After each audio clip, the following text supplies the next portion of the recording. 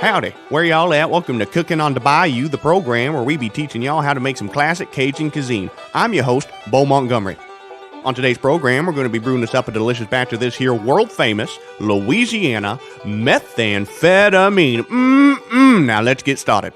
Now, the first thing you gotta do is mix together your cold medicine, then your salt. Now, I prefer the sheriff-flavored Sudafed. Y'all can pick whichever one y'all want. While we mix this on up, we're going to take ourselves a call. Our first caller is Miss Margaret Miller from Naperville, Illinois. Margaret, you are on the air with Bo.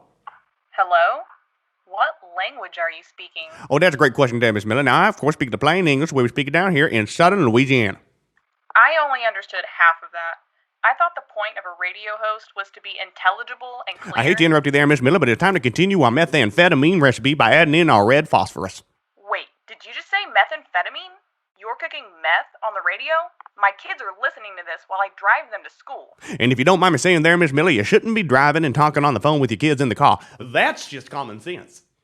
Did you just give me parenting advice?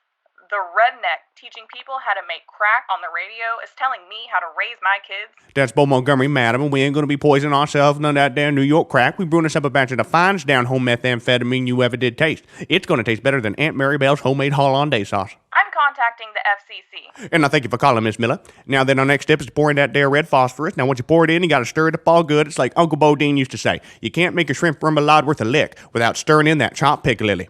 And while we stir this on up, we'll take our next caller. Hello, you are on the air with Bo.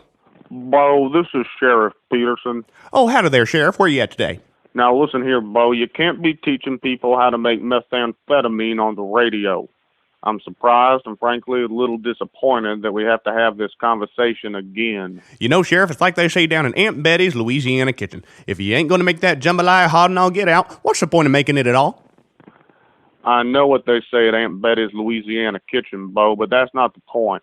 The point is you're currently committing at least 3 felonies and breaking half a dozen state laws, not to mention... I do believe, Sheriff, that interpretation is 9/10 of the law. No, Bo, it isn't. Now listen, if you don't get your ass down to the station in 5 minutes... I'm sorry, Sheriff, but I'm going to have to cut you off right there. This is a family show, and there'll be no foul language on my program, but I thank you for calling. Don't you hang up on me, Bo.